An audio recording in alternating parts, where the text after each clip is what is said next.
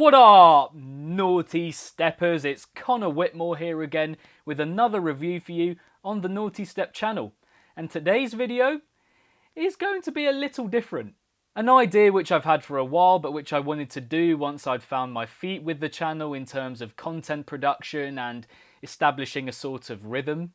But I'm happy to say that this video represents the first classic review on the Nawtystep channel, where I will go over a fantastic album, EP or compilation that I feel was especially groundbreaking and important for its particular scene. And who better to start with than the person who most got me seriously into electronic music in the first place, none other than Sonny Moore, aka Skrillex. Now you've obviously seen the title of this video and I can hear you guys saying it already.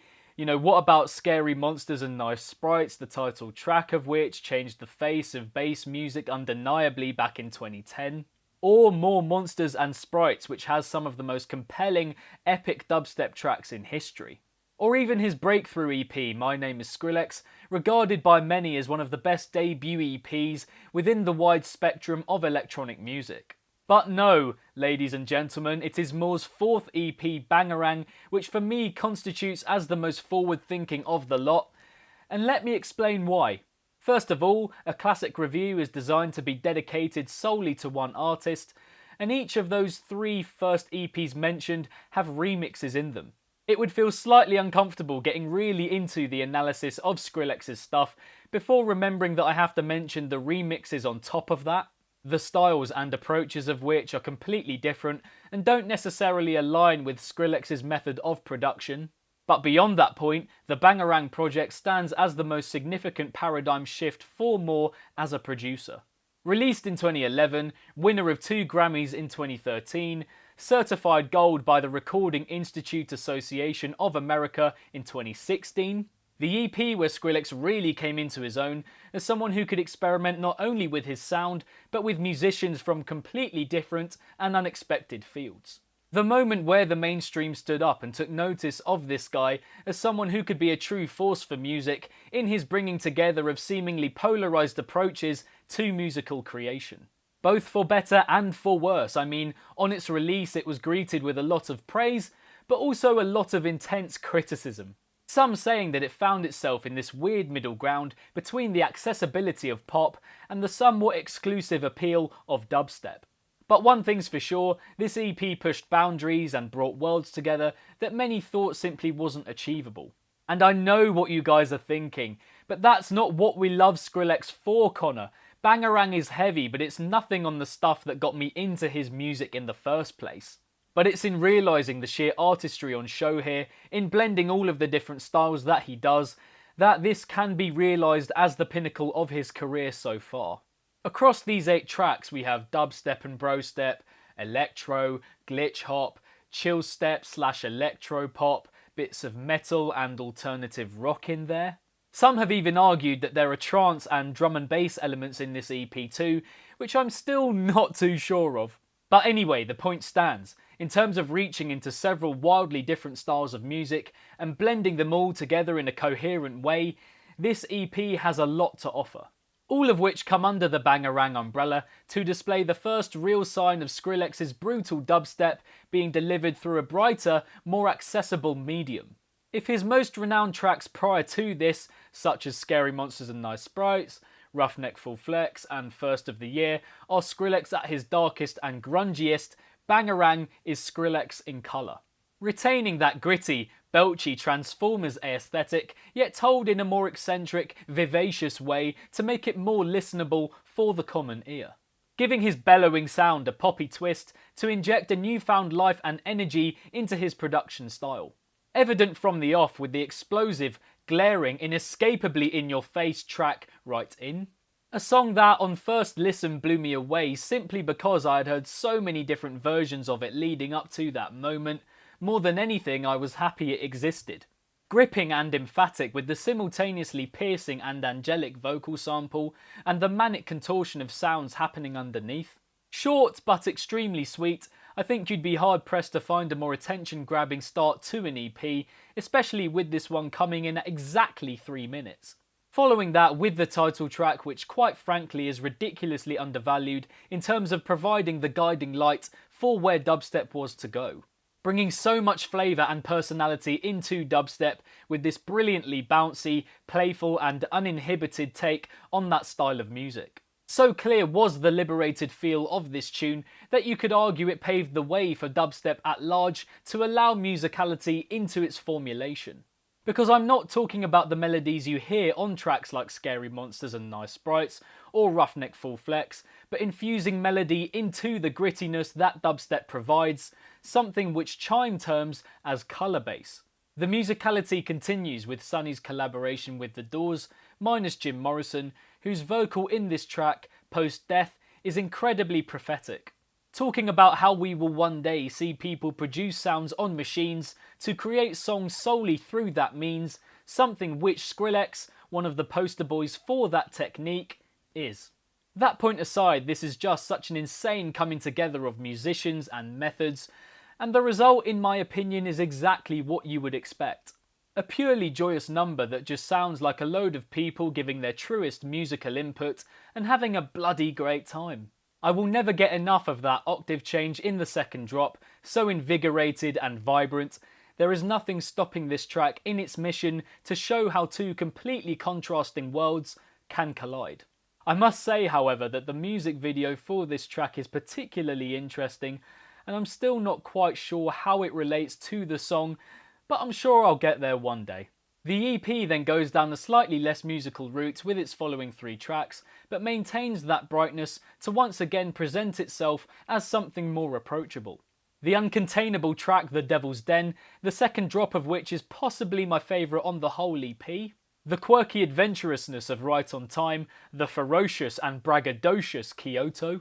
All of which also feature collaborations, from electro linchpin Wolfgang Gartner to dubstep legends Kill the Noise and 12th Planet, and probably Skrillex's most favoured rapper, Syra. What I'm laying bare here is that these songs have extra influences, bringing new techniques into the groundwork laid by Moore himself. And so, for the first time, we as listeners could bear witness to Moore's willingness to work with the most widely varied musicians, taking the Doors into account as well, of course. By the time we get to the end of Kyoto, we have gone from outright BROSTEP to more flavoursome dubstep, then dubstep/alt-rock to electro, then house and glitch hop, and then a light version of metal step. And this is before we even get to the anomalies of the EP, not in their reach for melodic influence, but in their tone and the emotions they evoke in us. Summit with Ellie Goulding is a track that I vividly remember hearing for the first time. Sitting there in my cousin's bedroom, an innocent, bass-loving 17-year-old, waiting and waiting and waiting for the drop to come. And as unknowing as I was back then, I look back on that moment as an extremely significant one for me personally, in terms of understanding the openness of EDM production as a craft. Up until that point, Skrillex had been the one to rely on in terms of all things heavy and ear-splitting, yet here he was producing something mellow and chilled, which I just didn't care for at the time. But now this track is undoubtedly one of my most nostalgia-inducing. It transports me right back to my mid-teenage years and allows me to tap into what I was experiencing at that time. The vulnerability of it, its reflective and melancholic timbre, so delicate but so powerful. The interlude starting at 4 minutes 14 being Skrillex at his vocal chopping best, positioning the protagonist in the middle whilst everything else moves around them very frantically. It's obviously beautiful, but it's also almost as if Skrillex was sharing another side of himself with us on this track. It's just so revealing in its construction. And takes on another meaning entirely when we realise that Ellie Goulding was Skrillex's ex-girlfriend. Fuck, all the emotion comes out here. The final cut is an orchestral compilation consisting of a handful of motifs from some of Skrillex's most renowned tracks prior to the Bangarang EP. Poetic, grand, telling the Skrillex story in this heavenly way, owing a lot to producer Varian, whose composition for this symphony cannot be forgotten. And so even though Bangarang overall is a massive mishmash of genres and styles of music, this aspect for me is what sells it, especially in comparison to his previous stuff. It goes through so many different moods and emotions and types of energy, for some difficult to keep up with, but once you cross that line with his music, that's what becomes lovable about it. It's pure happiness in its many different forms, from naughty aggression to jumpy fun, really nice blends of music, eerie levels of nostalgia. And it's in listening to it today, clocking myself not only singing along to the vocals, but the leads and riffs and melodies, that I know, 6.5 years down the line, that this one is a classic. Providing people with an opportunity to get into dark electronic music with this ludicrously fresh take on what many thought to be the darkest form of music possible. Previous EPs were more a demonstration of his sound and ideas, but this project gave it a vitality that not many people thought he was capable of in light of his earlier stuff. This EP was Skrillex showing us how to enjoy heavy music, how it could be two things at once, giving previous doubters a reason to go beyond the surface of their initial reaction. Harsh but colourful, fierce but fun, wild and wacky but well assembled. Right In, Bangarang, Breaking a Sweat, Devil's Den, Kyoto, these are fundamentally hard-hitting tracks, yet they all have such a remarkable glow to them, mostly absent in his previous work. Bangarang was the first multi-track project from Skrillex that brought together his musical prowess and heavier antics in that neatly constructed way. In a way making his sound less complicated, challenging and demanding, and turning it into something, as I said, more accessible. The stepping stone to everything else he can do, which, lest we forget from this point, means working with the likes of Justin Bieber, Rick Ross, A$AP Rocky, Pusha T, and so many more. Which, for better or worse, you have to admire his diversity and incredible ability to adapt. Bangarang was where Skrillex began the branching out process, transforming traditional musical structures into pieces of art beyond the imagination.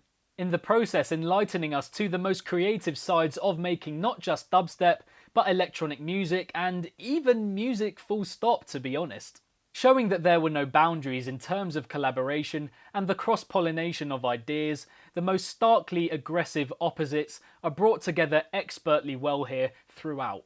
I'd even say that Skrillex is at his most skillful here, compromising his heaviness to include more pop-leaning elements and create new avenues of appreciation for his sound. And it's arguably projects such as this one that led to electronic music having such a huge say in pop culture today overall. Which, once again, for better or worse, it's quite an amazing thing for someone as obtuse as Skrillex within the general realm of music to have that level of influence, and don't forget, at the tender age of 23. This EP doesn't fester so much as flourish, blossoming into existence like a spring flower, without too many blatant reminders of how devoid of feeling his music can be. I can't remember loving an EP as much on my first listen of it, and I love it as much now, if not more. Not just the quality of ideas and sounds on show here, but its ability to take me back to past times in my life. That's the effect it has. He is an inspiration for other producers to the extent that he has made people from the EDM scene feel okay to try absolutely anything out, and Bangarang is the first example of that. After the release of Bangarang, all these other producers be like, I'ma try it out. I'ma try it out. Think about the amount of producers currently mixing and matching their genres, even the hordes of people calling for the death of genres within the world of electronic music. I feel like that is in large part thanks to Skrillex, the polarising pioneer who even now continues to amaze people around the globe with his new ventures into artistic creation.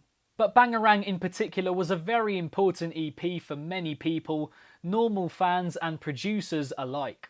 To be realised, more than anything, as the celebration of a blooming, constantly evolving culture spawned by the most outwardly joyous of music fans. And so that is that for the first classic review on the Nawtystep channel of Skrillex's Bangarang EP. Not gonna lie, a bit of a watershed moment for the channel, guys.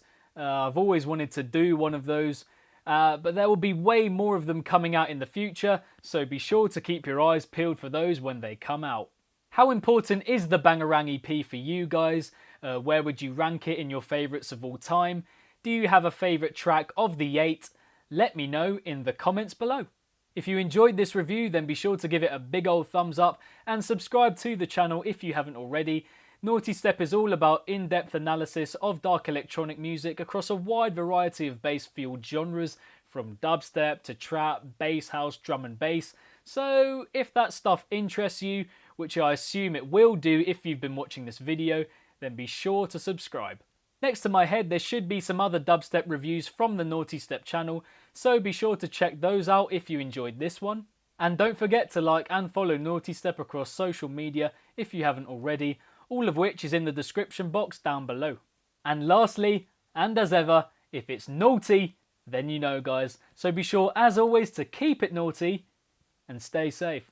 And I shall see you all in the next one. Peace.